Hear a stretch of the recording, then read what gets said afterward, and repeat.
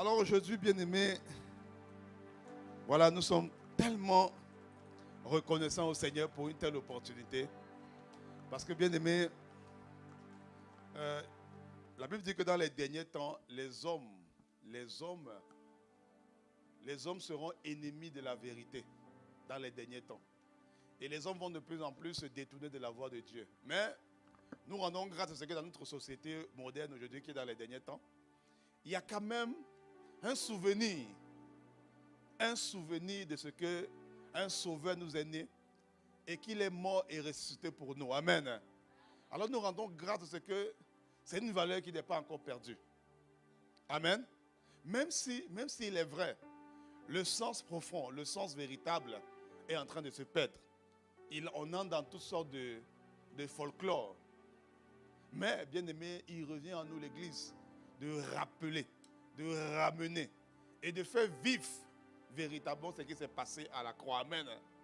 Parce que c'est une recommandation du Seigneur Jésus lui-même de se rappeler, de se remémorer ce qui a été fait à la croix. Amen. Se rappeler que son corps a été livré, son sang a été versé. Il a dit, faites ceci en mémoire de moi. Sous-entendu, rappelez-vous de cela. Et lorsqu'on se rappelle de cela, bien-aimé, on ne doit pas entrer dans le côté folklorique des choses. Amen. On doit rester sur la vérité, sur la parole. Et c'est la vérité qui libère. C'est la vérité qui donne la puissance. C'est la vérité qui permet d'expérimenter véritablement ce que Dieu a fait. Amen. Alors ce matin, nous avons une parole particulière, voilà, que le Seigneur a pour nous. Et le titre de mon message est 5 habitudes qui nous ont été transférées lors de la mort et de la résurrection de Christ. 5 habitudes. La mort et la résurrection nous ont communiqué 5 habitudes. La liste n'est pas exhaustive. Ça veut dire qu'en fait, il y a d'autres habitudes forcément. Mais ici, bien aimé, nous voulons faire un zoom. Nous voulons nous appesantir, nous attarder sur 5 habitudes. 5 habitudes qui nous ont été transférées lors de la mort et de la résurrection du Christ. Amen. Et ces habitudes-là, bien frère et ma soeur, je te le dis déjà, ce n'est pas quelque chose que tu n'as jamais entendu. Je te le dis déjà. Amen. Mais si le Seigneur nous parle de ça ce matin, c'est quelque chose qui n'est certainement pas encore totalement pratiqué. Ça a déjà été entendu, mais ce n'est pas encore totalement pratiqué. Amen. Et c'est pourquoi nous voulons nous appesantir sur cela ce matin et véritablement faire en sorte que cette célébration ne soit pas juste une célébration, mais que ce soit le début de quelque chose. Amen. Le début d'une nouvelle dynamique avec Dieu. Amen. Vous savez, souvent, lorsqu'on vient célébrer les mariages, on vient dans des mariages, on célèbre. En fait, on est en train de célébrer pour une nouvelle vie à deux qui commence entre les différents époux. Amen. Entre monsieur et madame. Amen. Alors aujourd'hui, bien aimé, que cette célébration soit une vie qui commence, soit qui est propulsée, soit qui va des nouvelles dimensions entre nous, chacun d'entre nous et notre bien-aimé, notre Seigneur, notre époux, Jésus-Christ. Amen. Est-ce qu'on peut acclamer le Seigneur? Est-ce qu'on peut acclamer le Seigneur? Alors mon frère, ma soeur, être en Christ nous permet de jouir de toutes les caractéristiques de Christ. On l'a déjà dit dimanche dernier, dans 2 Corinthiens chapitre 5 au verset 17, la Bible dit, si quelqu'un est en Christ, il a une nouvelle créature. Les choses anciennes sont passées, voici, toutes choses sont devenues nouvelles. Amen. Si quelqu'un est en Christ, être en Christ, ce n'est pas une image, c'est une réalité. Vous savez, lorsque Jésus utilisait des images, lorsqu'il parlait avec des images, des paraboles, il expliquait la parabole après. Lorsqu'on dit ici être en Christ bien-aimé, ce n'est pas une image. Ce n'est pas une image, ce n'est pas une vue de l'esprit, non. C'est une réalité. C'est un endroit. Être en Christ, c'est une localisation. Comme aujourd'hui, si on vous demande, si quelqu'un vous appelle sur votre téléphone, il vous dit, vous êtes où? Vous allez lui dire, je suis au 4871, boulevard des Forges. Donc, on peut vous localiser ici. Amen. Donc, être en Christ, c'est une localisation. C'est un endroit. C'est un lieu. C'est une adresse qu'on appelle en Christ. Comme ici sur la terre, il y a des adresses. Si on te dit par exemple, le 150 Saint-Hubert. Le 150 Saint-Hubert, c'est une adresse, c'est une localisation. On se comprend? Donc, être en Christ, c'est une localisation. Ce n'est pas une vue de l'esprit. Il dit, si quelqu'un est en Christ, il est une nouvelle créature. Donc, c'est un endroit, quand tu te trouves là-bas, tu deviens une nouvelle créature. Quand tu es là-bas, tu deviens une nouvelle créature. Donc, si quelqu'un est dans la voiture, il jouit des caractéristiques, des capacités de la voiture. Donc il acquiert des caractéristiques, des capacités qu'il n'avait pas lorsqu'il n'est pas dans la voiture. Amen. Donc si je suis en avion ou dans l'avion, en fait, j'ai joui des caractéristiques qui sont dans l'avion. Vous voyez? Donc quand je suis en Christ, c'est un endroit où les choses deviennent nouvelles. On dit toutes choses deviennent nouvelles. On n'a pas dit une partie des choses. Donc il y a tout qui devient nouveau. Tout ce que tu connaissais avant, gloire à Dieu pour ça. Toute ton intelligence, ta sagesse, gloire à Dieu pour cela. Mais lorsqu'on vient en Christ, ça devient nouveau. Ça devient nouveau. Et nouveau, c'est nouveau. Ça veut dire en fait que c'est quelque chose qu'on n'a pas encore vu. Quelque chose qu'on n'a pas encore expérimenté. Quelque chose qu'on n'a pas l'habitude de vivre. Être en Christ, bien aimé, c'est une localisation. Ça change. Vous avez vu des astronautes qui sont partis sur la Lune. Bon, tu sais ça au moins. Ouais, bon, tant qu'il ne suit pas les infos. Hein? Tu es sur les réseaux seulement pour que tel a dit tel. Non, il faut suivre les informations. Tu vois, il y a une mission, la mission Artemis 2, qui est allée sur la Lune la semaine passée. Et cette mission-là, bien aimé, quand ils vont arriver sur la Lune là, la manière dont ils vont même marcher, la manière dont ils vont faire les choses va être totalement différente. Totalement différent. J'ai vu dans ce journal, on expliquait qu'un expert est venu expliquer comment est-ce qu'il faisait pour faire leurs besoins. Je ne vais pas entrer dans les détails. Pour pouvoir aller suivre. Vous comprenez? Il est venu expliquer parce que là-bas tout change. Même quelque chose qui est banal sur la terre, faire ses besoins par exemple, là-bas ça change. Parce que si tu ne fais pas attention, avec la gravité, le besoin va monter. Tu vois? Parce que c'est nouveau. C'est une nouvelle localisation. Donc, des choses qui peuvent te sembler banales, qui peuvent te sembler naturelles, qui peuvent te sembler, voilà, peut-être je le fais de manière systématique, sans trop penser à quelque chose. Quand tu es en Christ, ça devient nouveau. Quand tu es en Christ, c'est nouveau. Il dit, toutes choses sont devenues nouvelles. C'est nouveau. C'est nouveau. Donc, il faut les redécouvrir. Il faut prendre le temps de les redécouvrir. Le problème, c'est qu'on assume que c'est la même chose. On croit que c'est la même chose. Il y a beaucoup de suppositions. Il y a beaucoup de suppositions qu'on fait. On assume beaucoup de choses. On se dit que non, c'est comme ça. Moi, je faisais comme ça avant. Donc, je suis en Christ, bon, il faut c'est la même chose. Non, c'est pas comme ça. C'est nouveau. Il faut découvrir la nouvelle façon de faire. Et avant, quand on te parlait mal 2 fois, tu dis non, je vais lui répondre. Je vais lui répondre. En Christ, c'est nouveau. On ne fait plus ça. On ne fait plus ça. On ne fait plus ça. Tu comprends? Tu ne peux plus faire ça. Tu vois? Quand hier, on t'avait... Ah, il m'a mal parlé. Et puis, tac, le rejet entre. Ou la peine entre. Tu vois? Et puis, tu dis, non, c'est normal. Parce qu'il m'a mal parlé. Donc, c'est normal que je ressente ça. Non! En Christ, c'est plus comme ça. C'est plus comme ça. C'est pas parce qu'on t'a mal parlé que tu as ressenti ça. En Christ, ça devient nouveau. Yeah! Tu avais une certaine façon de vivre ta relation avec ton bien-aimé, ta bien-aimée. Ou même, tu as observé comment peut-être des parents ou des aînés ont vécu leur relation. Et tu veux reproduire la même chose. En Christ, c'est nouveau. C'est nouveau. Toutes choses sont devenues nouvelles. Donc tu ne peux pas prendre les novellas ou les romans ou je ne sais pas quoi, les histoires d'Hollywood, et puis tu dis non, je dois revivre ça dans le monde. C'est nouveau. En Christ, c'est nouveau. Amen. Il dit, voici, toutes choses sont devenues nouvelles. Et elles sont nouvelles, bien aimées, parce que, en fait, elles n'étaient pas à nous avant. Toutes ces choses qui sont nouvelles, elles n'étaient pas à nous. C'est des choses de Christ qui nous ont été transférées. Quand je suis localisé dans un endroit qu'on appelle en Christ, je reçois un transfert. Et ce transfert-là, c'est des choses que Christ avait. Ce n'est pas à moi. Ce n'est pas à moi. Il y a des choses que je reçois qui ne sont pas à moi. Si vous arrivez ici, vous arrivez par exemple dans un endroit où on vous donne quelque chose. Vous devez apprendre, vous devez appréhender la chose, vous devez vous habituer à la chose. Amen. Parce que ce n'est pas à vous. Ce n'est pas à vous. Donc toutes sont devenues nouvelles. Ne fonctionne pas, tu bâtis ta richesse comme tu faisais avant. Tu bâtis ta carrière comme tu faisais avant. Tu étudiais comme tu étudiais avant. Non! Non! Tout est devenu nouveau. Et tu sais quoi? Tout est devenu plus excellent. Tu comprends? Ce n'est pas seulement nouveau, mais c'est beaucoup plus excellent. Donc, quel que soit, dis dans le monde, tu veux fonctionner comme ça. En Christ, ça devient plus excellent. Amen. C'est plus excellent, c'est plus glorieux, c'est plus magnifique. Parce que nous sommes en Christ, on jouit de toutes les caractéristiques de Christ. Amen. Regardez Colossiens 2,10. Colossiens 2,10 dit ceci.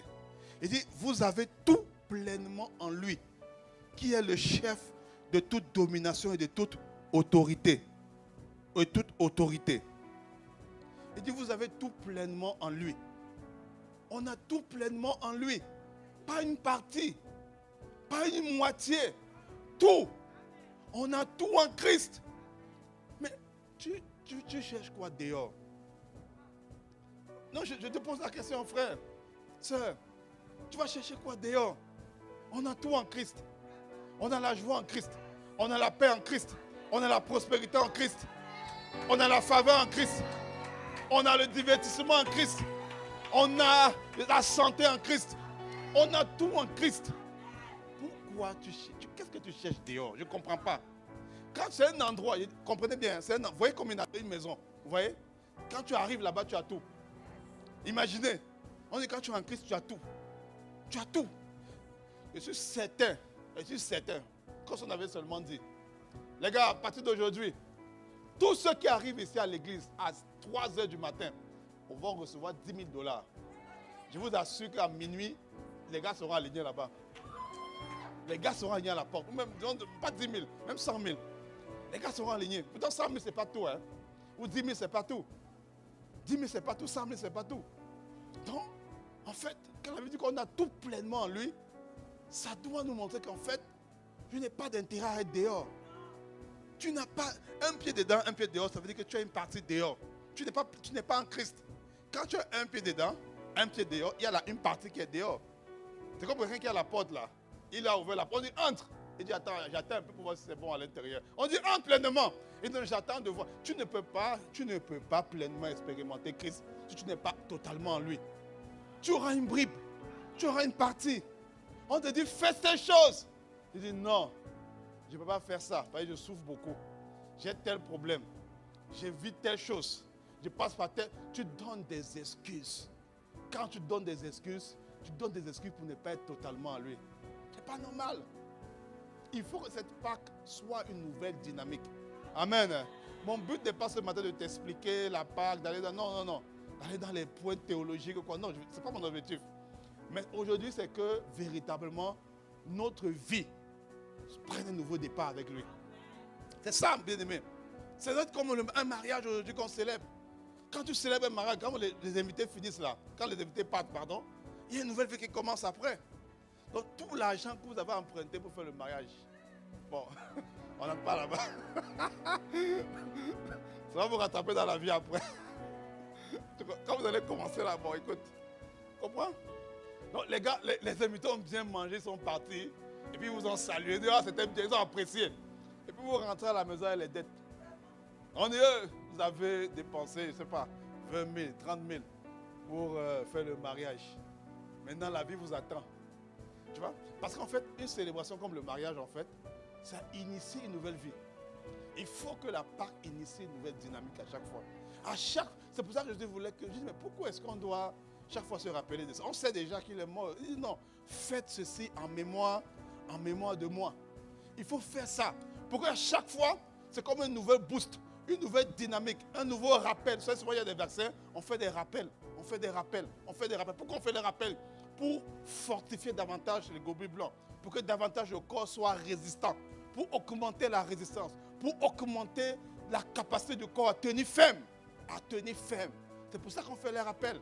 Alors il faut qu'à chaque fois, il y ait un nouveau boost, il y ait une nouvelle énergie, une nouvelle dynamique qui soit enfantée à chaque célébration de la Pâque. Amen. Amen. Et bien aimé, il faut simplement comprendre que nous avons tout en lui. Il dit nous avons tout pleinement. Alors, mais si nous avons tout pleinement, avoir tout pleinement ne veut pas dire qu'on va manifester tout pleinement. Là, maintenant, pour manifester tout pleinement, ça va prendre la croissance. Ça va prendre que je croisse. Ça va prendre que je grandisse. Mon fils qui a 3 ans, c'est un chef de famille. Il peut enfanter tout un village. Mais s'il reste enfant, il ne peut pas faire ça. Pourtant, il a le potentiel. Nous avons tout pleinement en Christ. Nous avons tout pleinement, nous avons la capacité, le potentiel. Nous avons véritablement, nous avons tout ce qu'il faut pour faire ce qu'il faut. Amen. Mais pour le manifester, ça prend la croissance. Et c'est là où beaucoup commencent à dire, bon, moi je ne veux pas ça. Mais pourtant, tu as besoin, il faut croître. Galates chapitre 4, verset 1 nous dit que aussi longtemps que l'héritier demeure enfant, Il ne diffère en rien de l'esclave. C'est pourquoi il faut se mettre dans une dynamique de croissance. Il faut courir une course effrénée pour grandir. Une course effrénée pour croître. Parce que sinon, on peut avoir tout pleinement, mais on périt comme les esclaves. Quelle tragédie. Ce ne sera pas ton cas, toi qui m'écoutes ce matin. Si tu es là, ça veut dire que non, tu as résolu de ne pas rester là où tu es. Tu aurais pu vaquer tes occupations ou acheter les chocolats, voilà, qu'on vend avec les œufs, et puis tu partages et tu manges. Tu vois? Mais non, tu as décidé de venir écouter la parole. Et cette parole a la capacité, bien aimé, de t'amener dans une nouvelle saison. Dans une nouvelle saison. Amen. Amen. Il dit ici que, bien aimé, c'est lui, 2 Corinthiens chapitre 5 au verset 21. 2 Corinthiens 5, 21. La Bible dit, celui qui n'a point connu le péché, il a fait devenir péché pour nous, afin que nous devenions en lui justice de Dieu. Vous voyez? Comment on devient justice de Dieu? Où ça? En lui. Dans une adresse. C'est un endroit. Dans l'endroit là, on a tout pleinement. Et l'une des choses qu'on a pleinement, c'est la justice de Dieu. Mais pour expérimenter ça, il faut se localiser là-bas. Il faut que si on te cherche, si le diable te cherche, si le recouvrement te cherche, t'appelle, tu te trouves en Christ. Parce que si tu n'es pas en Christ, le recouvrement appelle, tu vas paniquer. Tu vas dire, oh, il me met de la pression, je suis dans les problèmes, ma vie ne va pas, ma vie n'avance pas. Tu vas commencer à avoir ces pensées-là. Mais quand tu es en Christ, quand les problèmes te trouvent en Christ, bien aimé, tu ne réagis pas de la même façon. On va le voir tout à l'heure. Tu ne réagis pas de la même façon quand tu es en Christ. Il dit ici, en lui, nous devenons justice de Dieu. Là où on dit coupable, il mérite la mort, elle mérite la mort, elle mérite de payer ça toute sa vie. Il a fait une faute, elle a fait une faute, elle mérite de payer ça toute sa vie. Elle mérite de subir le châtiment pour cela. Il mérite de subir. Il dit c'est normal que telle chose arrive. Il a fait ça, elle a fait ça. Quand tu n'es pas en Christ, c'est ce qui arrive. Mais quand tu es en Christ, on ne connaît plus ce type de justice. La justice qu'on connaît en Christ, c'est la justice de Dieu. C'est ce qu'on connaît. On ne connaît pas d'autre justice. C'est pourquoi, bien aimé, le brigand à la croix, il était brigand dans la justice des hommes. Il était brigand dans la justice de Dieu, il est devenu juste. On dit, c'est le brigand, il a tué, je ne sais pas combien de personnes. Le brigand à la croix. Il était brigand dans le contexte des hommes. Mais à partir du moment où il a reconnu le Seigneur, c'est fini. On l'a changé d'endroit. Il n'est plus brigand. On le connaît brigand sur la terre, mais il n'est plus brigand. Il est juste. Déclaré non coupable. Parce qu'il devient la justice de Dieu. Mais on a un tel endroit où on peut être. Où hier on peut t'accuser pour dire, bon, tu as fait ci, tu as fait ça, tu as pris l'argent, tu as dilapidé, tu as fait des bêtises avec, et puis voilà, tu es endetté. Ok. On dit maintenant tu dois subir les conséquences de ça. Ok. Mais tu as un endroit où tu peux te réfugier. Pas pour fuir tes problèmes, non. Pas pour les fuir, pas pour ne pas être responsable, non. Mais tu as un endroit où tu peux te réfugier pour exercer la justice de Dieu. Parce que la justice de Dieu, non seulement elle te lave, elle te pardonne, mais elle te purifie. Ça veut dire en fait qu'elle change ton comportement. Elle fait en sorte que hier, là où tu étais un dilapideur invétéré, tu deviens un excellent gestionnaire. Tu deviens un excellent créateur de richesses. Parce que la justice de Dieu, elle ne pardonne pas seulement, non, mais elle te restaure. Elle te restaure, elle te rétablit, elle te fortifie. Tu dis non, j'ai avorté, j'ai fait des avortements. Donc si aujourd'hui je n'arrive pas à enfanter, c'est à cause de ça. Non, non, ça c'est la justice des hommes. Quand tu es en Christ, c'est la justice de Dieu qui s'applique. C'est le code judiciaire de Dieu qui s'applique. On se comprend? Ce n'est pas la justice des hommes qui s'applique quand on est en Christ. Ce n'est pas, comment on appelle ça, les lois des hommes. Non, c'est la loi de Dieu qu'on applique. Donc, change de juridiction. Il y a des choses que tu peux faire. On dit non, tu es condamnable ici. Mais vous savez, avant, je ne sais pas si c'est encore le cas, mais avant les criminels, qu'est-ce que les criminels faisaient? Ils commettaient un péché dans un état. Et puis ils allaient dans notre état pour vivre là-bas. Avant, avant, parce qu'en fait, chaque état avait comme sa police, voilà, son système de force de l'ordre. Donc ils fuyaient d'état à état parce qu'ils ne voulaient pas qu'on le rattrape. Dans un état, on le considérait comme un voleur, mais dans l'autre, on le considérait comme un saint. C'est pourquoi ils ont créé le FBI, c'est le Federal Bureau of Investigation. Donc, un bureau d'investigation fédéral. C'est-à-dire que tu commets un état dans un endroit, même si tu fuis, ils peuvent t'arrêter. Parce qu'il y avait des criminels qui jouaient du système. Ils profitaient de ça. Il y avait des grands criminels, des ennemis publics numéro 1. Ils profitaient du système. Il commet un crime, il va dans l'autre. Et puis il dit, je n'ai rien fait pour ne pas m'arrêter. Mais en Christ bien-aimé, c'est une zone où la justice des hommes n'arrive pas là-bas. La justice des hommes n'arrive pas là-bas. Alors les hommes, on te rejette, on te critique. Vous avez vu Ésaïe 53 tout à l'heure. La Bible dit que nous l'avons dédaigné. Nous avons estimé qu'il n'était pas digne d'être regardé. Après quoi, Ésaïe 53, 4. Il dit, nous l'avons dédaigné. Nous avons estimé qu'il n'est pas digne d'être regardé. Nous avons méprisé. Ça, c'était la justice des hommes. Et Dieu dit non. C'est pour nos iniquités qu'il s'est chargé. Dieu dit non. Vous le dédaignez. Mais c'est le plus beau des fils des hommes. Donc, on ne voulait tellement, les hommes disaient non, il est affreux. C'est ce que ça veut dire, nous l'avons dédaigné. En fait, littéralement, ça veut dire il est affreux. Il est affreux. Quand je regarde, non, il fait peur. Il est moche. C'est ce que les hommes disaient. C'est ce que les hommes disaient. Mais ça, c'était le verdict des hommes. Mais Dieu dit non, il est magnifique. Il est beau. Il est glorieux. Il est excellent. Tu vois, les hommes peuvent avoir des diagnostics sur toi, bien-aimé. Même tes propres parents. Avoir des diagnostics sur toi qui ne sont pas les diagnostics de Dieu. Qui n'est pas le diagnostic de Dieu. Mais pour expérimenter ça, il faut être où? En Christ. Il faut être localisé là-bas. Il faut revenir là-bas. Et tu sais quoi? Tu peux donner ta vie au Seigneur, mais tu as un pied d'un pied dehors. Hein? Parce que l'église ou la personne à laquelle Jésus disait, puisque tu n'es ni chaud ni froid, c'était à l'église qui parlait. Hein? À des gens qui se sont convertis. Il disait que tu n'étais ni chaud ni froid, je te vomirai. C'est ce qu'il disait. Donc il y a des gens qui se convertissent, mais ils ne sont ni chauds ni froids. On dit, mais tu es chaud ou tu es froid? Non, je suis neutre. Je n'aime pas la chaleur, je n'aime pas le froid, je suis neutre. Je suis neutre. Je suis ni chaud ni froid. Donc ils sont quand même chauds puisqu'ils connaissent les choses de Dieu. Mais ils sont quand même froids parce qu'ils ne sont pas pleinement en Christ. Donc, ils sont exposés. Ils sont rejetés par le Seigneur. Mais à partir d'aujourd'hui, mon frère, ma soeur, tu es chaud pour le Seigneur. Tu es bouillant pour le Seigneur. Tu es totalement à l'intérieur. Amen. Amen. Et bien aimé, c'est quoi la justice de Dieu?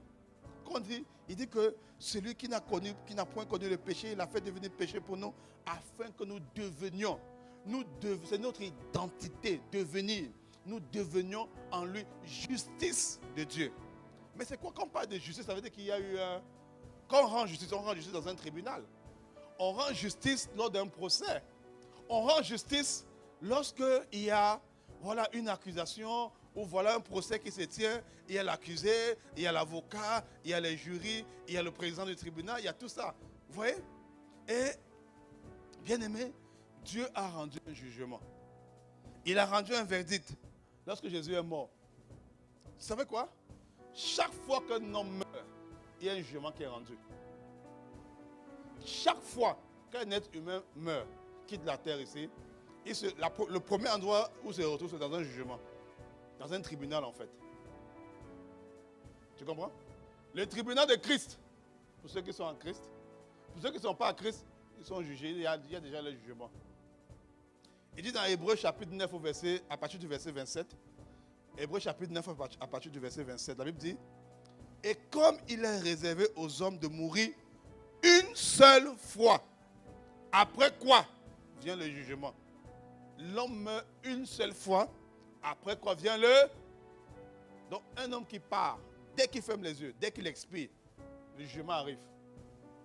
Et la Bible dit ici, verset 28, de même, c'est-à-dire de la même manière, de la même façon.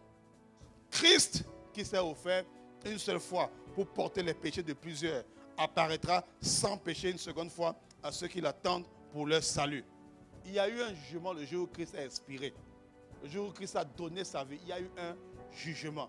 Dieu a jugé. Il y a une décision de justice qui a été prise. Il y a une décision de justice qui a été prise.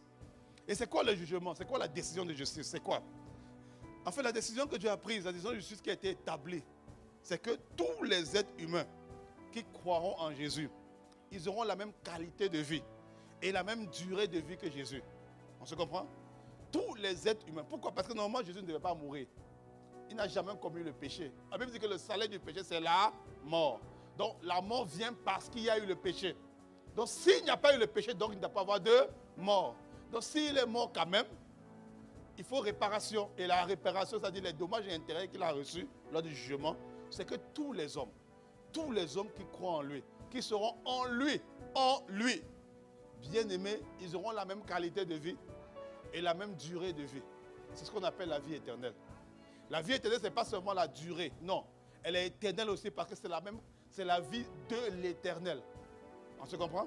L'un des noms de Dieu, c'est l'éternel. Quand on parle de la vie éternelle, c'est la qualité de vie que l'éternel a. On se comprend? Jean 3,16, c'est un jugement. Jean 3,16, c'est une décision de justice.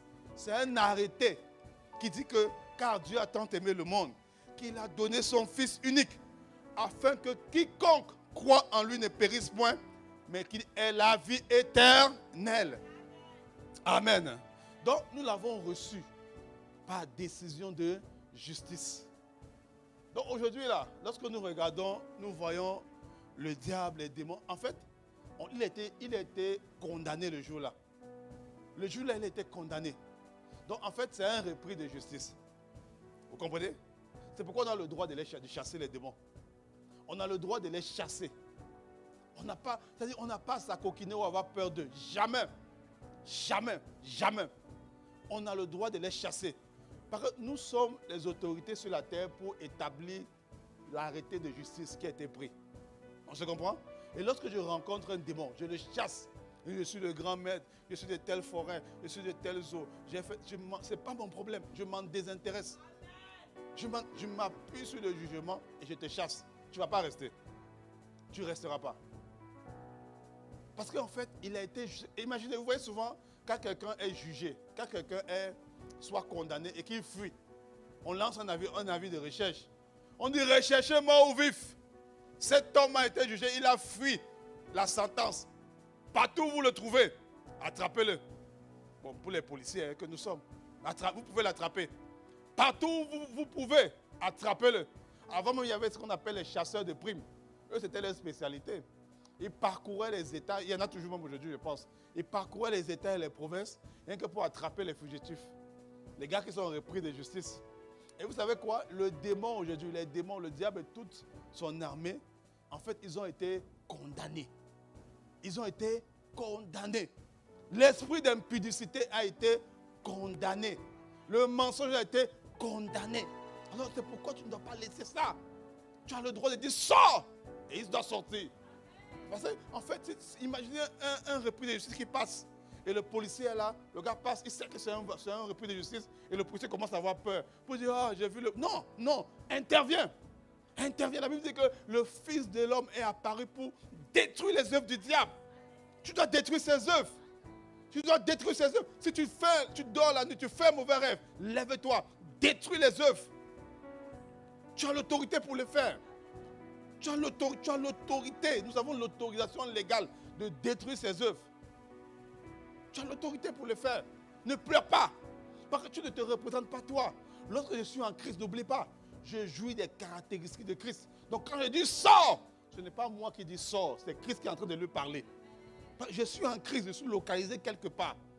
Donc quand je parle, c'est Christ qui parle. L'apôtre Paul dit, ce n'est plus moi qui vis, c'est Christ qui vit en moi. Et maintenant, il y a 5 aspects de la vie de Jésus sur lesquels je veux qu'on se focalise, qu'on regarde attentivement.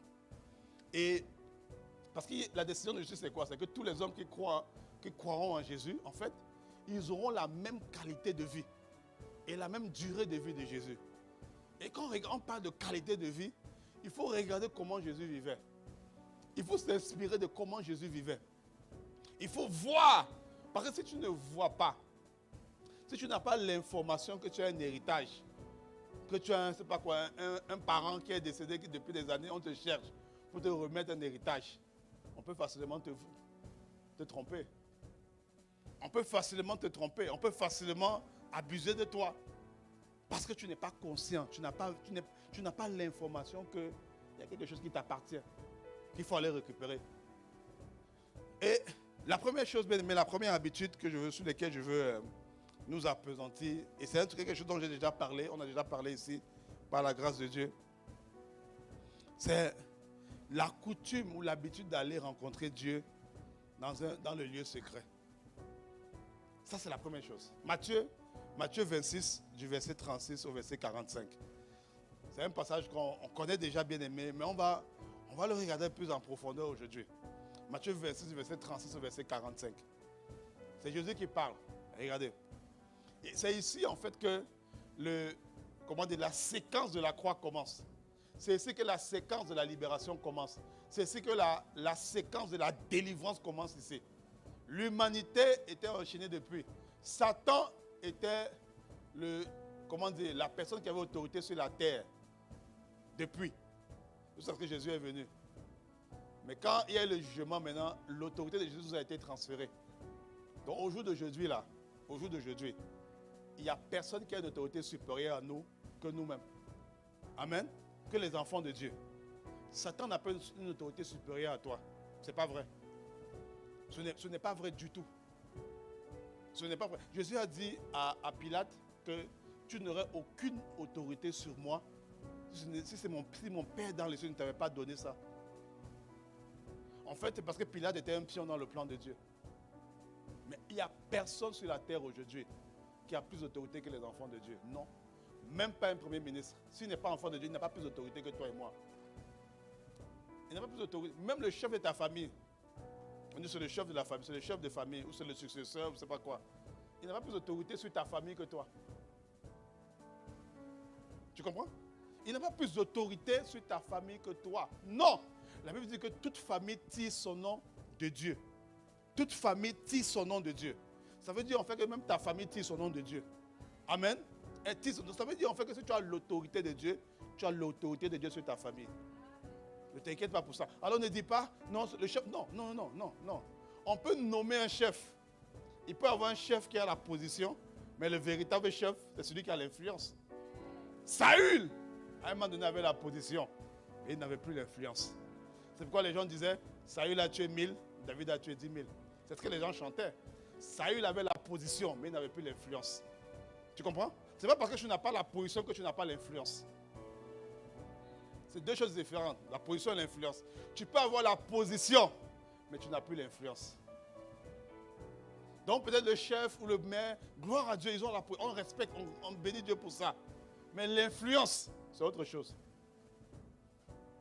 La position se donne, l'influence s'acquiert, s'enfante.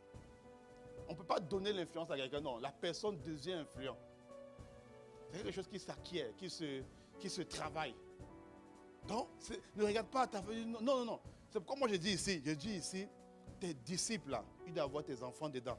Il doit avoir tes frères et soeurs dans ton groupe de disciples. Même s'ils ne sont pas convertis, ce n'est pas grave. Tu vas les mettre dans ta liste de disciples. Et tu pries pour eux. Mais tu as l'autorité. Tes parents doivent être dans ton groupe de disciples. Tu as l'autorité. En fait, s'ils ne sont pas convertis là, tu as l'autorité de la famille. C'est toi qui es la lumière de ta famille.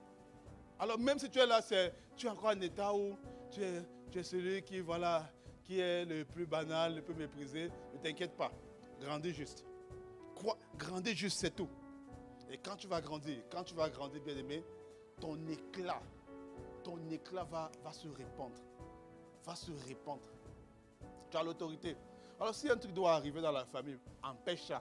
Tu peux bloquer ça. Tu peux empêcher ça. Le malheur n'est pas obligé d'arriver. C'est pas parce qu'un aîné, je ne sais pas quoi, un ascendant a prononcé une parole que ça doit arriver. Tu peux bloquer ça. Tu peux stopper ça. Tu as l'autorité. Amen. Alors, revenons dans notre passage. Je n'ai pas prévu de te dire ce que je te dis. Voilà, Matthieu 26, 36 à 45. Là-dessus, Jésus alla dans un lieu appelé Gethsémane. Il dit aux disciples, asseyez-vous ici pendant que je m'éloignerai pour prier. Et prier avec lui Pierre et les deux fils de Zébédée. Il commença à éprouver de la tristesse et des angoisses. Il a dit alors, mon âme est triste jusqu'à la mort.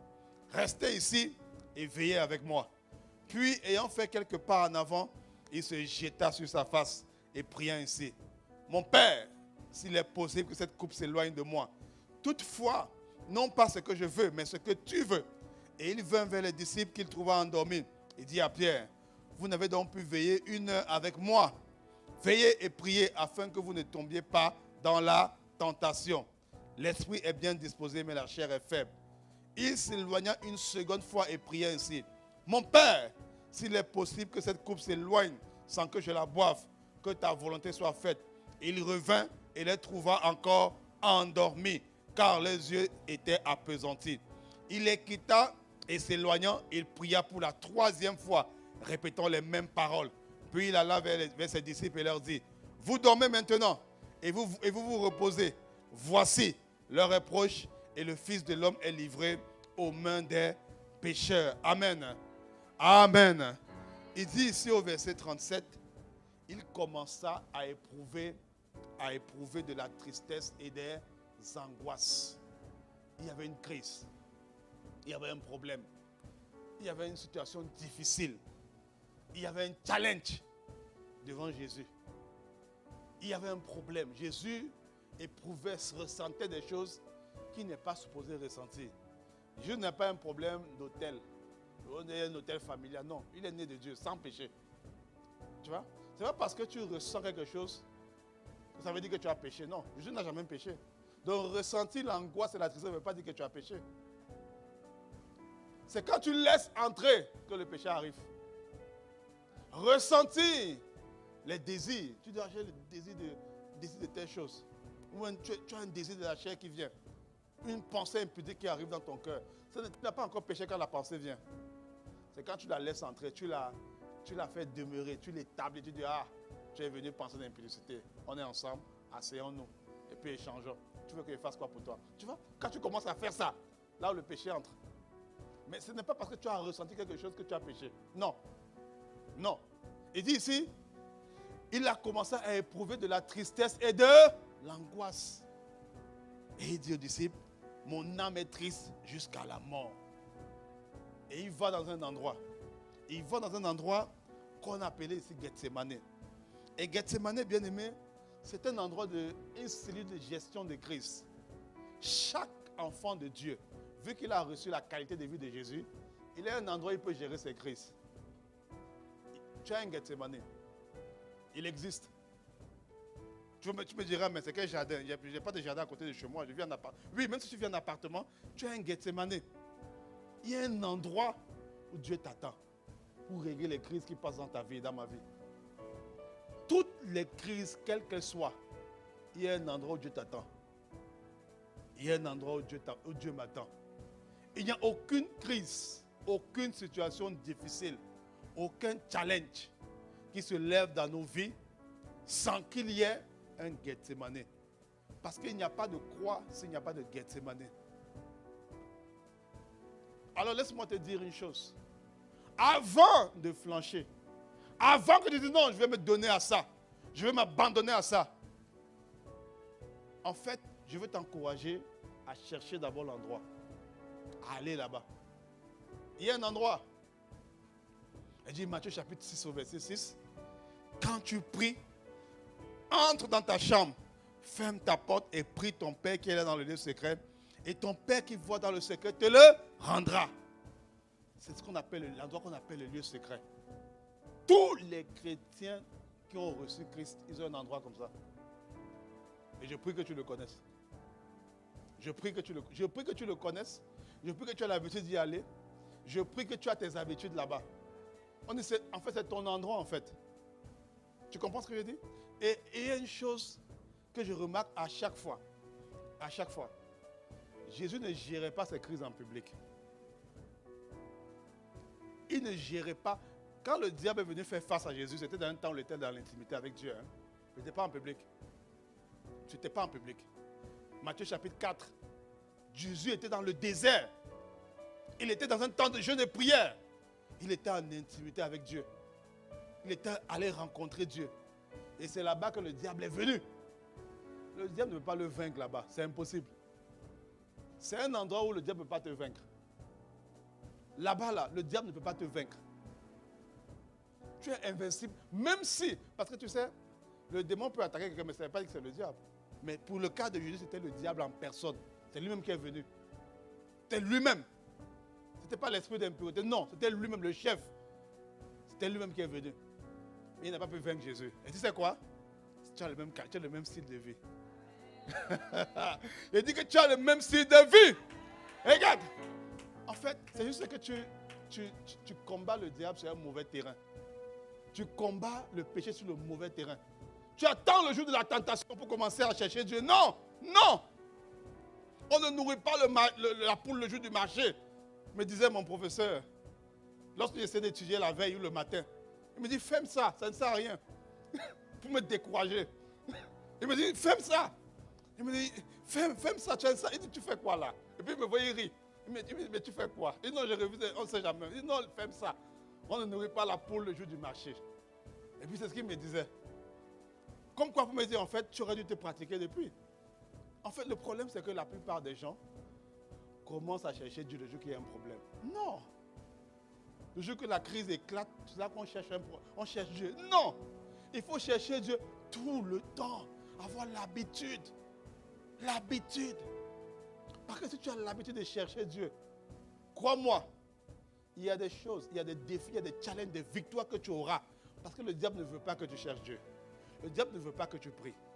Le diable ne veut pas que tu pries. C'est pourquoi les temps de prière ici, beaucoup de gens ne viennent pas. Les gens ne viennent pas. Beaucoup ne viennent pas. Beaucoup ne viennent pas. C'est pas.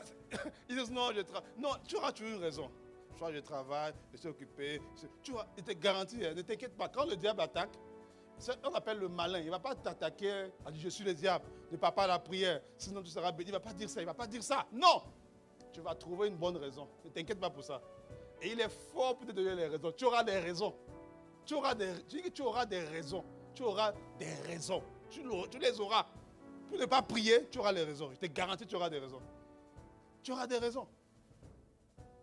Tu les auras. Tu les auras. En fait, c'est la chose la plus simple que les gens auront. Il te donnera des raisons pour ne pas faire ça. Pourquoi? Parce que si tu as la culture de prier, tu auras la culture de le vaincre. Quelqu'un qui a l'habitude de prier a l'habitude de vaincre le diable. Parce qu'en fait, quand tu vas aller pour prier, il y a les choses, tout ce qu'il a semé dans ton âme, tout ce qu'il a mis en toi, vont s'opposer à ce que tu connectes à Dieu. Quand tu vas dire, Seigneur, je t'adore. Seigneur, accorde-moi la grâce de tout te donner. Tu vas te souvenir d'un truc qui t'empêche de tout te donner. C'est là où maintenant tu dois crier à Dieu. Pour dire, Seigneur, ça, accorde-moi la grâce de laisser ça, d'abandonner ça. Et là, quand tu fais ça, tu as eu la victoire dans les lieux secrets. Alors, tu pourras le vaincre en public. Le problème, c'est que beaucoup veulent vaincre le diable en public sans l'avoir vaincu en privé. Ça n'a pas de sens. Ça n'a pas de sens. Matthieu 4, c'est après ça que la Bible dit que Jésus a commencé à faire son ministère, à parcourir. Il pouvait chasser les démons parce qu'il a vaincu les chefs. C'est ça. Tu dois avoir ton lieu privé. En fait, la victoire de la croix a commencé à Gethsemane. C'est parce qu'il a vaincu là-bas qu'il a vaincu à la croix. La croix n'était qu'une conséquence, une manifestation. Une manifestation. Et regardez comment on décrit l'état de Jésus à Gethsemane. La Bible dit qu'il priait avec instance. Il priait, mettez Luc chapitre 22, Luc 22, à partir du verset 44. La Bible dit qu'étant en agonie, c'est comme ça qu'il était agonisé. Il agonisait. Il n'a pas agonisé à la croix. La Bible ne dit pas qu'il a agonisé à la croix. Mais on dit qu'à Gethsemane, il a agonisé. Dans le lieu secret, Jésus agonisait. Parce qu'en fait, si tu arrives à vaincre ici, tu vaincras partout. Si tu arrives à vaincre ici, tu vaincras partout. Et nous avons cette qualité de vie. Nous avons cette qualité de vie. Dieu nous a donné ça. C'est ce qui s'est passé. Nous avons cette qualité de vie. Alors, bien aimé, arrête de gérer tes crises, tes défis, tes challenges avec les réseaux sociaux. Ah, je ne souffre pas, je passe par telle situation difficile. Non. Apprends à gérer d'abord avec Dieu dans le secret. Ouais. Apprends à faire ça. Et regardez ce que Luc 22 décrit, la même scène de Gethsemane. Luc 22 décrit ça. Il dit, regardez le verset 39. La Bible dit, après être sorti, il alla selon sa coutume à la montagne des Oliviers. Ses disciples le suivirent. Lorsqu'il fut arrivé dans ce lieu, il a dit, priez afin que vous ne tombiez pas en tentation. Puis s'éloigna d'eux à la distance d'environ un jet de pierre et s'étant mis à genoux disant, Père, si tu voulais éloigner de moi cette coupe, toutefois que ma volonté ne se fasse pas, mais la tienne. Alors un ange lui apparut du ciel pour le fortifier. Regardez le verset 39 ici, la Bible dit, après être sorti, il alla selon sa coutume. C'était sa coutume. C'était son habitude. Il connaissait le lieu là. Il avait l'habitude d'aller là-bas. Ce n'est pas parce qu'il y a eu la croix ou qu'il sentait la croix venir qu'il a commencé à partir prier. Non. C'était sa coutume, c'était son habitude. Il le faisait souvent. Il le faisait souvent. Il le faisait souvent. Le problème, c'est qu'aujourd'hui, bien aimé, beaucoup n'ont pas de coutume. Beaucoup n'ont pas d'habitude. Même venir à l'église n'est pas une habitude pour certains.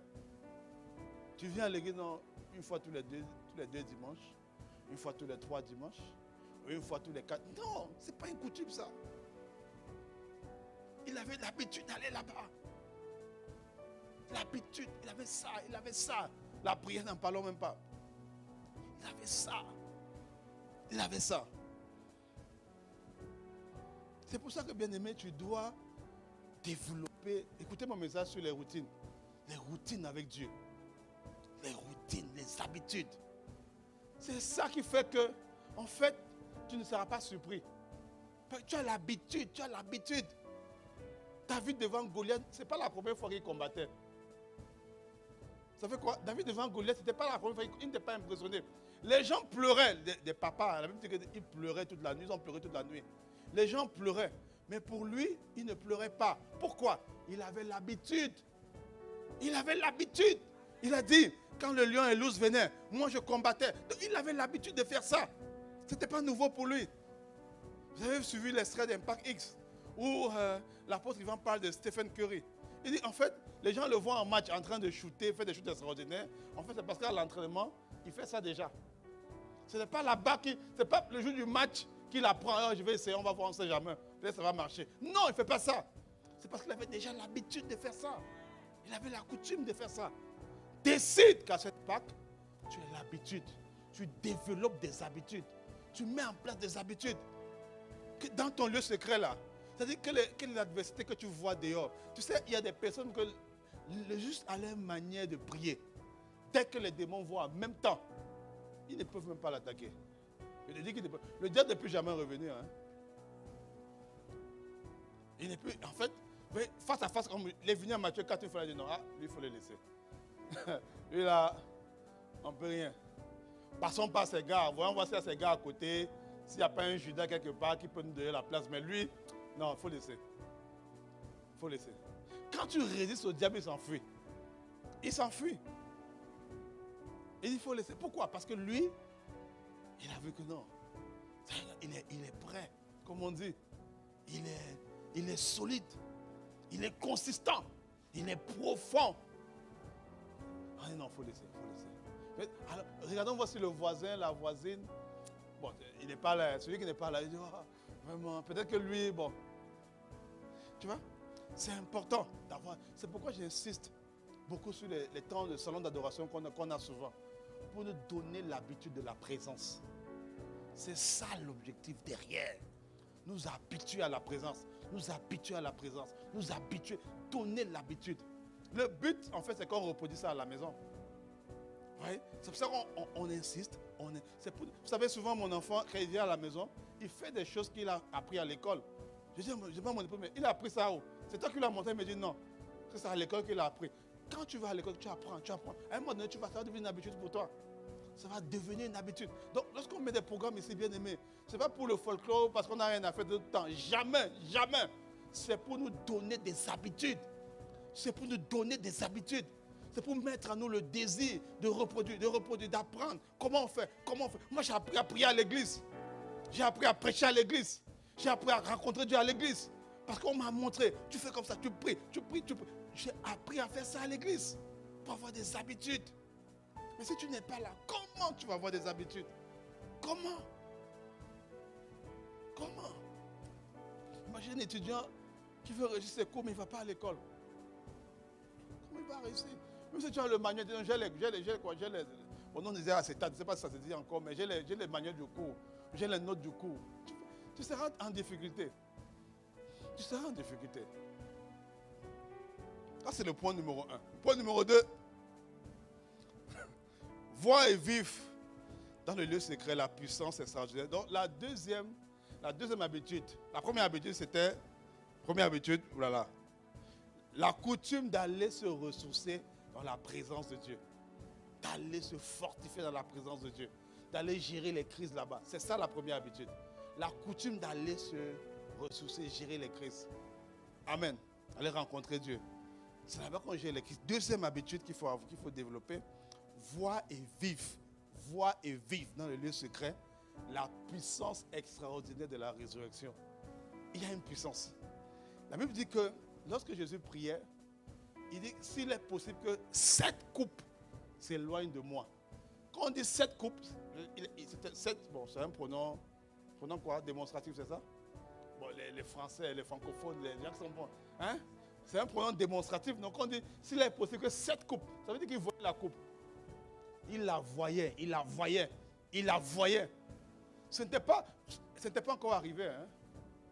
Il n'était pas encore crucifié, mais il voyait ce qui arrivait. Tu as la capacité de voir les choses avant qu'elles n'arrivent. Il dit, tu as la capacité de voir les choses avant qu'elles n'arrivent.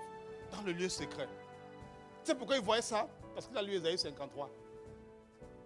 Parce qu'il a lu Ésaïe 53. Il a lu, en fait, la parole te donne de voir les choses avant qu'elles n'arrivent. Ésaïe 53 décrit la croix de A à Z. Ésaïe 50, et c'est ça qu'il voyait. C'est ça qu'il décidait pour que cette coupe. Quelle coupe? La coupe d'Ésaïe 53. Parce qu'il était la parole faite chair, donc il la connaissait. Et il la voyait. Et il dit, il voyait des choses. Il voyait des choses. Et quand tu vois en fait, ce que tu vois, ce que tu décris, en fait, c'est la parole de Dieu qui te nourrit. C'est cette parole-là qui te nourrit. Matthieu chapitre 4, verset 4 dit en fait que l'homme ne vivra pas seulement de pain, mais de toute parole qui sort de la bouche de Dieu. Quand la parole sort de la bouche de Dieu, c'est ça que tu décris, c'est ça que tu vois. Quand tu es dans la présence de Dieu, dans le lieu secret, tu es en train de parler. Tu dis, ah Seigneur, je t'adore. La terre a tremblé, le voile s'est déchiré. Jésus, voilà, désarmant le péché et la mort. Quand tu dis ça, au son nom ici merveilleux, tu es en train de dire des choses et tu es en train de te nourrir de ces choses. Tu es en train de nourrir ton esprit de ces choses. Tu es en train de nourrir ton âme de ces choses. Tu es en train de te nourrir. Tu te nourris, tu te nourris, tu te nourris. C'est ce que tu fais. C'est pourquoi il faut parler. Parce que la parole est la nourriture de l'âme. L'âme se rassasie de la parole. Le corps se rassasie des aliments, mais l'âme se rassasie des paroles. Si je donne des mauvaises paroles à quelqu'un, c'est comme si je donnais de la mauvaise nourriture à son âme. Son âme sera défigurée après. Mais si je donne des bonnes paroles, tu es le meilleur, tu es beau, tu es belle. C'est pourquoi, tu sais, si un frère ou une soeur t'apprécie, ça ne veut pas dire qu'il est intéressé, tu comprends? Ça ne veut pas seulement dire ça. Hein? Il ne faut pas toujours tout imaginer. Non, il peut t'apprécier parce que voilà, il a à cœur de te donner une bonne parole. La Bible dit qu'une bonne parole, c'est un remède. C'est un remède. C'est un remède pour l'âme. Une bonne parole est un remède. C'est un remède. Ça soigne l'âme, ça soigne. Ça soigne. Non, c'est pas parce que la personne est intéressée. Peut-être Dieu l'a mis à cœur de soigner ton âme. Tu vois, c'est ça. Il ne faut pas dire non, il m'a remarqué, c'est lui. Non, c'est pas lui. C'est pas lui. C'est pas lui, non. C'est lui, il m'a remarqué. Personne ne m'a remarqué comme lui dans l'église. Depuis que je vais à l'église, personne ne m'a dit une bonne parole, sauf lui. Non, ça ne veut pas dire que c'est la bonne. Tu vois, ça veut dire que peut-être c'est quelqu'un que Dieu a mis juste pour parler, faire du bien à ton âme. Tu vois, il dit, mettez le passage d'abord, il dit une bonne parole est un remède. C'est un remède, ça soigne ton âme. Alors, un cœur joyeux, voilà, un cœur joyeux est un remède, est un bon remède. C'est-à-dire quand quelqu'un vient, il exprime, ah tu es jolie ma soeur, il exprime son cœur, ça représente sur que la bouche parle, tu comprends? Donc quand la personne parle, et puis elle dit, ah tu es bien habillé, en fait ça fait du bien à ton âme. Tu vois? Il n'y a pas dit que la personne, elle n'est pas nécessairement intéressée, tu comprends? Bon, c'est une parenthèse, je ne cite personne, je n'ai aucune information, c'est venu comme ça, tu vois? Amen. Amen. Il dit ici, regardez, donc en fait, Éphésiens 1, 18 à 21. La Bible dit, c'est l'apôtre Paul qui parle. Il dit qu'il illumine les yeux de votre cœur pour que vous sachiez, 1, quelle est l'espérance qui s'attache à son appel. 2, la richesse de la gloire de son héritage qui réserve aux saints. 3, et quelle envers nous qui croyons l'infinie grandeur de sa puissance se manifestant avec efficacité par la vertu de sa force. Quand Dieu illumine l'homme intérieur de quelqu'un, c'est pour voir ces trois choses-là. L'espérance qui se rattache. L'espérance, c'est la vie après la mort. Il faut que l'homme intérieur soit capable de voir la vie après la mort. L'espérance qui se rattache à son appel. Première des choses. Deuxièmement, la richesse de la gloire de son héritage qu'il réserve aux saints. L'héritage commence sur la terre. Ça se poursuivra dans l'éternité, mais il y a un héritage ici sur la terre qu'on a, que Jésus nous a laissé. Vous voyez, tout à l'heure, je parlais de quelqu'un qui a reçu un héritage et il a oublié. En Christ, nous avons un héritage sur la terre. Nous avons un héritage sur la terre. Et puis, troisièmement, il dit, quelle est envers nous l'infinie grandeur de sa puissance. L'infinie grandeur de sa puissance. Le thème infinie grandeur de sa puissance, là, la Bible parle plusieurs fois de la puissance de Dieu dans le Nouveau Testament. Mais aucune fois, l'expression infinie grandeur n'est rattachée à ça. C'est la seule fois dans le Nouveau Testament où l'expression infinie grandeur est rattachée à la puissance de Dieu. Et la Bible dit qu'il a déployé où? En Christ. Il a déployé où? En Christ. Il a déployé où? En Christ. Dans un endroit. Dans une localisation. Il a déployé en Christ en le ressuscitant des morts. La résurrection de Christ, Dieu a déclenché la plus grande puissance qui n'est jamais déclenchée. C'est à la résurrection. C'est à la résurrection. Donc ne me dis pas, non c'est trop fort, tel esprit est trop fort. Non! Quand tu t'identifies à la mort et à la résurrection, bien-aimé, tu expérimentes la plus grande puissance qui n'a jamais été déclenchée dans l'histoire de l'humanité. Il n'y a pas un démon qui peut venir s'opposer à ça. Il n'y a pas un démon qui peut venir te tenir tête. Il n'y a pas une situation qui peut te tenir tête. Non! Refuse ça. C'est une séduction de l'ennemi. Ne dis pas c'est trop dur, je ne peux pas. Non, tu peux. Tu peux. Et tu vas. Tu peux. Non, je n'ai plus de force. Tu peux. J'ai déjà trop supporté. Tu peux. Tu peux tenir. Tu peux tenir. Il ne dit pas non, c'est fini, je ne peux pas, je suis découragé depuis des années. Même ça fait 100 ans, tu peux tenir. Tu peux tenir. Ne sois pas découragé. Non, refuse ça. Refuse. Ne sois pas découragé. Parce que tu as la plus grande puissance de l'histoire de l'humanité. Je vais aller vite parce que le temps m'est compté. Ah. Regarde. Il dit ici, il a déployé en Christ en le ressuscitant des morts et en le faisant asseoir à sa droite dans les lieux célestes. Dans mon point numéro 2, tu dois voir et vivre cette puissance-là. Elle est accessible, mais il faut être en Christ. Il faut être en Christ. Il dit, il a déployé, quelle est l'infinie grandeur de sa puissance qu'il a déployée pour nous? En Christ. En Christ. C'est un endroit. Il faut être localisé là-bas. Il faut être localisé là-bas. Il faut être en Christ. Point numéro 3. Que la mort et la résurrection de Jésus nous enseignent, nous communiquent. C'est que la volonté de Dieu est désormais possible lorsqu'on crie à lui. C'est dorénavant possible de marcher avec Dieu. Malgré les tentations, malgré les défis, il faut crier à lui. Tu sais, Jésus a crié il est venu 3 fois. Il criait à Jésus, il a crié à Dieu. Il criait à Dieu. Il dit s'il est possible que ces couples s'éloignent. Toutefois, ce n'est pas ma volonté, mais ta volonté. La Bible dit qu'il a répété les mêmes paroles. Il n'avait qu'un seul sujet. Un seul sujet pendant 3 heures de temps. Il a prié 3 heures avec un seul sujet de prière. Parce qu'il est venu une fois, il a dit aux disciples, n'avez-vous pas prié 1 heure avec nous, 1 heure avec moi. Il est reparti encore, il a fait ça 3 fois. Et pendant 3 heures de temps, il a dit les mêmes sujets de prière. Un seul sujet pendant 3 heures. Il a crié. Et tu savais quoi? La Bible dit que les anges sont venus le fortifier. Vous avez vu le passage Luc 22. Vous pouvez le afficher. Luc 22, au verset 43. La Bible dit, alors un ange. Alors ça veut dire qu'il y a une conséquence, il y a une cause à ça. C'est parce qu'il a crié que l'ange est venu le fortifier. Alors laisse-moi te dire que, en fait, tu peux marcher dans la volonté de Dieu. Prends la décision d'aller crier à Dieu. Il y a des anges qui attendent pour venir te fortifier. il y a le soutien que tu attends pour venir te fortifier. Il y a la force que tu attends pour venir te fortifier. C'est dorénavant possible de marcher dans la volonté de Dieu. C'est possible. Il faut juste crier à lui. Il faut crier à lui. Mais en fait, c'est que tu sais quoi, tu comptes trop sur ta force et tu regardes trop à ta force. Tu regardes trop à toi. C'est une forme d'orgueil. Tu comptes sur toi, tu penses que je te suffis. Tu penses que tu es parfait. Tu penses que non, moi je dois résister. Moi, non. Compte sur Dieu. Compte sur lui. Compter sur lui, ce n'est pas un aveu de faiblesse. Non. C'est un aveu de sagesse, pas de faiblesse. Compter sur Dieu, c'est un aveu de sagesse. Donc, tu comptes trop sur tes forces. Tu dis, je ne veux pas donner ma vie au Seigneur. Pourquoi? J'aime trop les femmes. Ah bon? Tu comptes sur toi. Tu comptes sur toi. Tu te dis que tu regardes à ta force. Tu vois tellement comment le péché t'a séduit. Tu dis, non, je ne peux pas, je ne peux plus le lâcher. Non. En fait, c'est parce que tu regardes à toi. Mais si tu comptes sur Dieu, tu ne vas pas dire ça. Tu peux pas. Parce que tu as l'infinie grandeur de sa puissance en toi. Alors arrête de compter sur toi. Arrête de compter sur toi. Tu dis, non, il est trop bien, je peux pas le. Je l'aime déjà. Je l'aime déjà. Je sais que ce n'est pas bien ce que je fais. Mais je continue. Pourquoi? Non, je n'ai pas la force d'arrêter. Tu comptes sur toi. Tu es en train de compter sur toi. Compte sur lui. Quand tu vas compter sur lui, peut-être qu'au début, tu ne vas pas voir la manifestation. Mais ne t'inquiète pas. Continue de compter sur lui. Continue de crier à lui.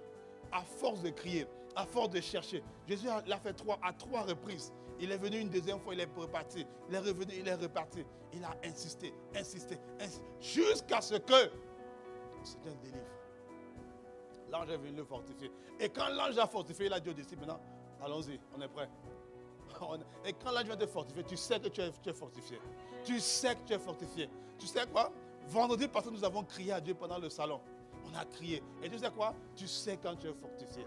Tu sors de Dieu. Non, l'ange est venu. Et quand l'ange est venu là, tu sors, tu marches. Le prochain, ne manque pas le prochain. Je te garantis, ne manque pas. Ne manque pas le prochain. Tu vois, c'est pas le folklore, non, c'est cette parole-là qu'on veut pratiquer. Tu pries, tu cries à Dieu. Et puis l'ange arrive, il te fortifie, tu sors de là, tu dis, oh, celle qu'on a vue, celui qu'on a vu abattu, découragé, il sort de là serein, il marche, il bombe le torse. On dit, mais c'est toi qu'on a vu hier en train de pleurer ici. Oui, c'était moi, mais je ne suis plus la même personne. Je ne suis plus la même personne. J'ai été fortifié. J'ai été fortifié. C'est ça, bien-aimé. Ça dit que quand oui, c'est pas une fatalité d'être faible. Non, ce n'est pas une fatalité. Dieu même n'attend pas fort tout le temps. Non. Il a dit à l'apôtre Paul, ma puissance s'accomplit dans ta faiblesse. C'est comme si en fait, Dieu se sert de notre faiblesse pour manifester sa puissance. Comme si en fait, la faiblesse est une opportunité pour Dieu. C'est un canal pour Dieu. C'est un moyen pour Dieu de déclencher sa puissance. Donc Dieu n'est pas contre qu'on soit faible. Dieu n'est pas contre. Dieu n'est pas contre qu'on soit faible.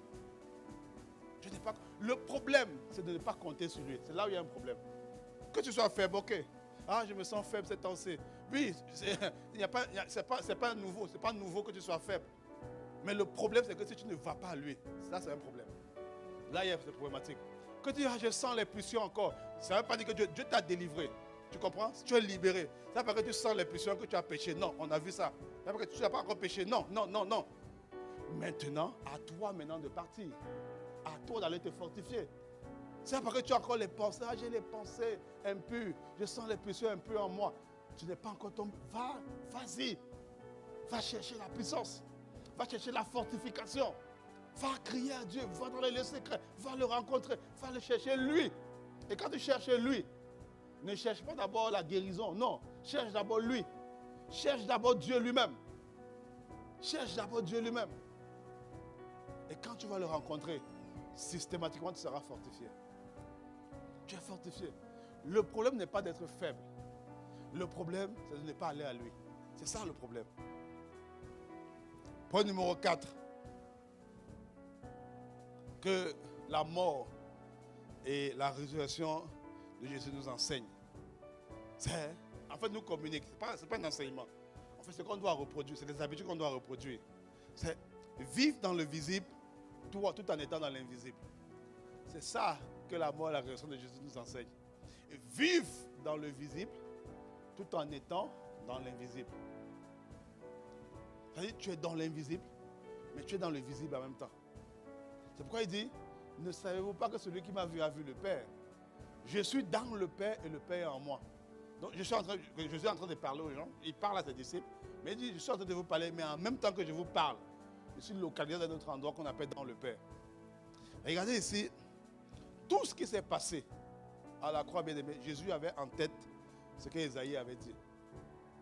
Ce qu'Ésaïe avait dit. Et tu sais, même les gens sont venus pour pleurer. Les gens sont venus pour pleurer. Ah, vraiment, c'est terrible. Jésus, bon, je ne sais pas si ils ont dit ça, mais peut-être, je paraphrase. Hein. Yako, Jésus, vraiment, c'est pas facile. La croix, c'est pas facile, Jésus, vraiment. Asia, tu vois, Jésus, vraiment, c'est pas facile. Tu vois, les gens sont venus faire ça. Regardez Luc 23, verset 27 ou verset 28. Vous voyez? Et c'est souvent les mamans, vous savez, les mamans côté compatissant, vraiment. Et regardez ce que la Bible dit ici. Il était suivi d'une grande multitude de gens du peuple. Et des femmes, c'est des femmes, hein. Elles ont souvent un côté, ah, vraiment, c'est pas facile. Ah, tu vois, des femmes qui se frappaient la poitrine. Elles se frappaient. Oh non, Jésus, comment on peut te faire ça? Et c'est ce qu'elles disaient. Comment, Jésus? Et puis, elles se lamentaient. Elle se lamentait, elle pleurait. Moi, souvent dans les deuils, là, les femmes sont toujours là. Il y a même, j'ai vu dans un pays, j'ai vu dans un pays où il y a des pleureuses professionnelles. C'est-à-dire que tu as ton deuil, tu les appelles, elles viennent, elles pleurent copieusement. Et puis les gens sont contents. Ils vous disent, non, on a bien pleuré le mort. Tu vois? Parce qu'elles sont fortes pour ça. Les femmes, elles se lamentaient, elles tapaient la poitrine. Elles disent, ah, Jésus, vraiment, comment tu peux faire ça? Comment on peut te faire ça? Comment tu peux subir ça? J'ai vu ça. Vous allez voir. Vous allez voir des documentaires dessus. C'est des pleureuses professionnelles. Alors, tu les payes et puis ils viennent pleurer. Elles pleurent. Non, elles ne connaissent ni la personne, ni le mort, ni la famille, aucune attache. Mais elles pleurent comme si c'était vraiment son enfant qui était mort. Elles ont ça en elles. Tu vois, c'est que les femmes qui se frappaient la poitrine. Imaginez, elles se frappent la poitrine. Elles se lamentaient. La Bible dit que Jésus se tourna vers elles, vers les femmes là, vers elles, et dit, filles de Jérusalem, ne pleurez pas sur moi, mais pleurez sur vous et sur vos enfants. En fait, pour Jésus ici, ce n'était pas une situation où il fallait se lamenter. Il était dans un plan. Il voyait autre chose. Vous voyez, c'est Ésaïe 53 qu'on a lu tout à l'heure là, pendant les offrandes.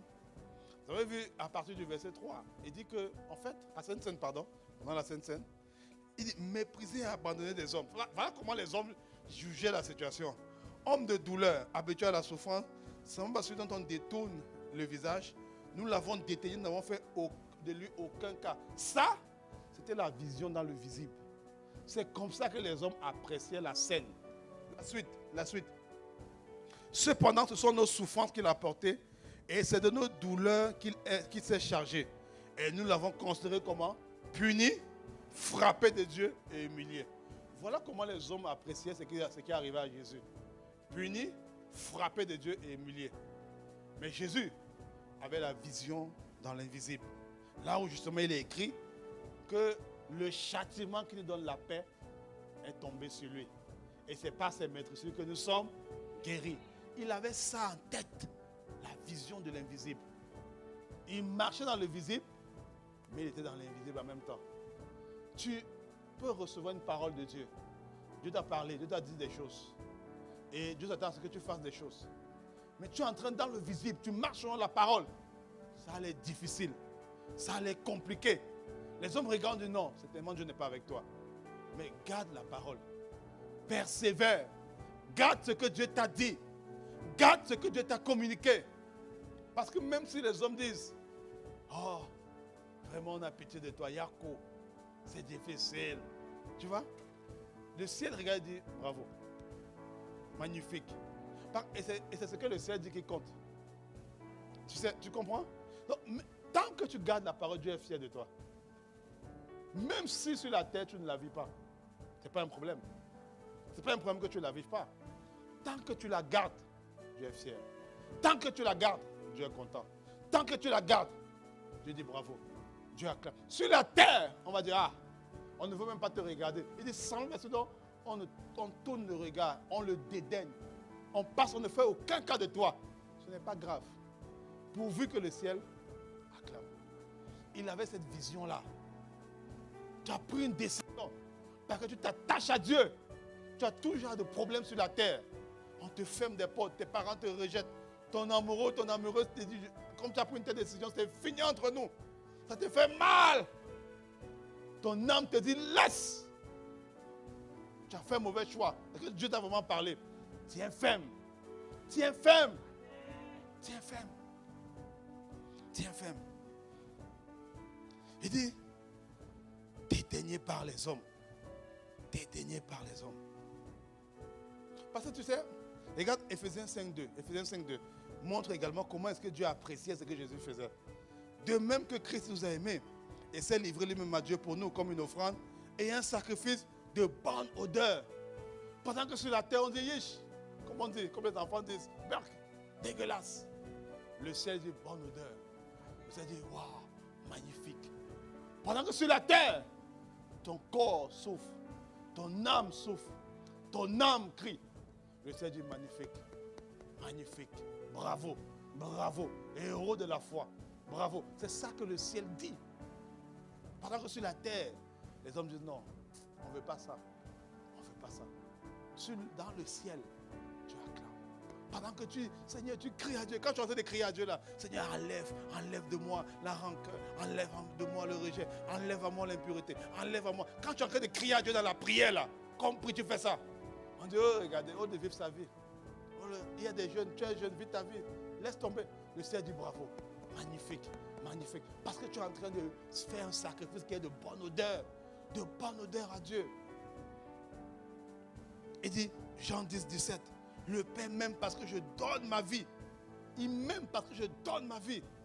Il dit, le Père m'aime. Le Père a de l'amour pour moi.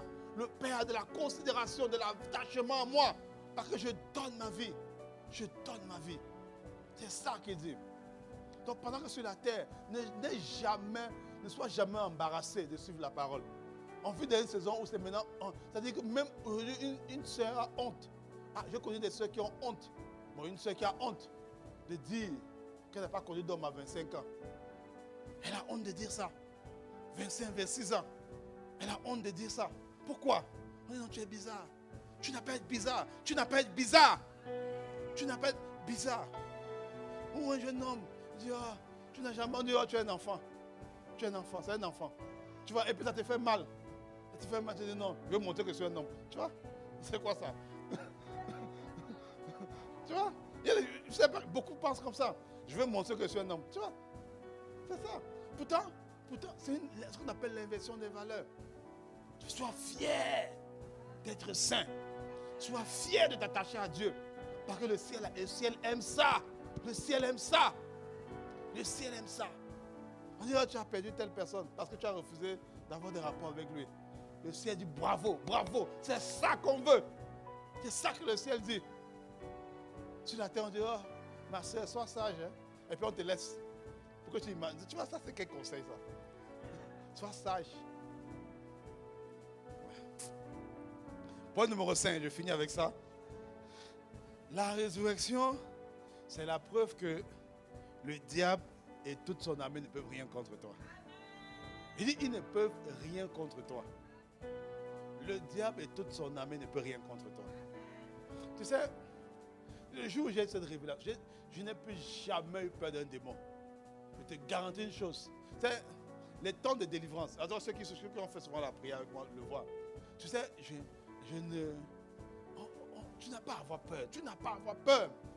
Il dit non, je suis telle force.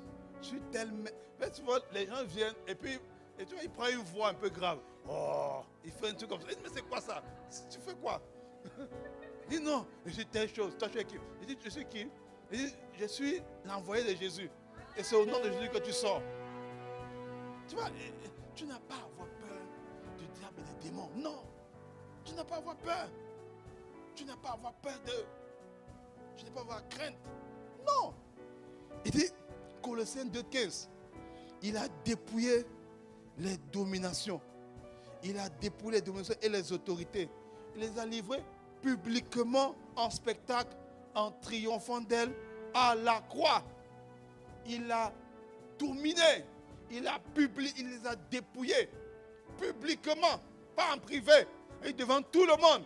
Toute l'assemblée céleste les a vus. Tout le monde les a vus, les anges les ont vus. On les a dominés publiquement, dépouillés publiquement. Dépouillés publiquement. Les dominations, les autorités, les a livrés publiquement en spectacle. En fait, les a humiliés. On n'a pas à avoir peur d'eux. Tu n'as pas à avoir, oh non, j'ai vu un sorcier du village.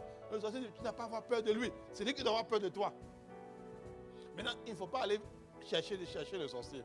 Vous dites, oh, ce sont les sorciers du quartier ici. C'est moi. Non, tu ne fais pas ça. Tu comprends? Tu ne pars pas dans un village, tu dis, bon, écoutez, tous les sorciers venaient. J'ai vu ça une fois. Un pasteur qui a donné rendez-vous à tous les sorciers.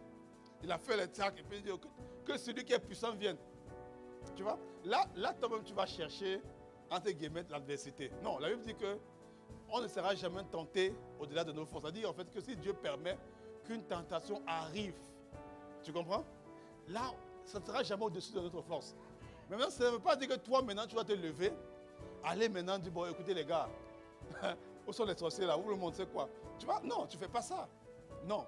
Mais dans ta marche avec ta priorité n'est pas de fanfaronner. Ta priorité, c'est de marcher avec Dieu. Et dans ta marche avec Dieu, quiconque vient contre toi, tu vas dominer. Tu vas dominer. Il n'y a personne. Tu sais quoi? Quand on est ici là, quiconque vient pour dire, ah, j'ai besoin de prier, je passe par les situations difficiles, il est venu contre moi. Il ne peut pas rester. Tu sors. Tu ne restes pas. Tu ne restes pas. Tu ne restes pas. Quiconque Dieu amène dans cette église, cette famille, sainte chrétienne, bien aimé, la personne qui arrive là, elle ne peut pas nous dominer. C'est impossible. C'est impossible. Sois serein. Sois serein. Maintenant, si la personne même n'est pas coopérante, bon, ça c'est autre chose. C'est autre chose, c'est autre chose. Mais si la personne est volontaire, la personne est libérée. Elle est 100% des cas, la personne est libérée. Elle est libérée. J'ai les stats. Je tiens les stats à jour. Je note, ah, telle personne, telle personne, oui. Si elle est coopérée, c'est-à-dire, si tu coopères avec l'ennemi, bon, écoute, on ne peut pas te délivrer au-delà de ta propre volonté. Mais si tu veux être libéré, tu vas être libéré. Tu ne peux pas rester sous l'oppression. Jean 16, verset 33. Prenez courage, j'ai vaincu le monde. N'ayons pas peur du monde. N'ayons pas peur du monde. J'ai vaincu le monde, dit Jésus. Et c'est notre victoire. Et je finis avec Jean 16, 11. Le prince de ce monde est jugé. Il a été jugé. Il a été jugé. Tu as la domination sur lui. Amen. Alors bien aimé, Pâques est là pour nous rappeler ces choses. Pâques est là pour nous rappeler quels sont les attributs, quels sont les gènes, qu'est-ce qui a été transmis à nos corps mortels bien aimés par le sacrifice de Jésus. On va se tenir debout ce matin, on va prier. On va prier. On va prier. Voilà. Ça y est. Oh, je veux prier, prier. Jusqu'à ce que tu m'exauces. Nous voulons ce matin, Seigneur, nous rappeler. Nous voulons nous souvenir de ce que tu as accompli à la croix. Nous voulons nous souvenir de ton sacrifice. Nous voulons nous souvenir de ce que tu as fait. Jusqu'à ce Que tu m'exauces. Je veux prier. Je veux prier. Accorde-nous la grâce de vivre, pas seulement de célébrer, mais de vivre la Pâque, de vivre la Pâque, de vivre la Pâque. Accorde-nous la grâce. Je veux prier.